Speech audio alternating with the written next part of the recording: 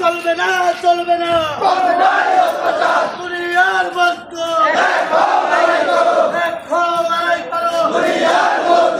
আমার নেতার বদলি কেন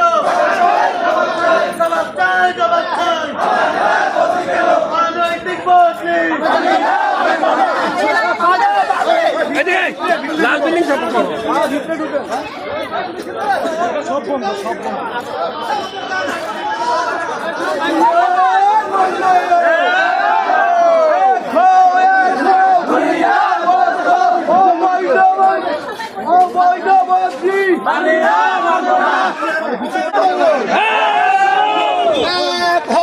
লড়াই করো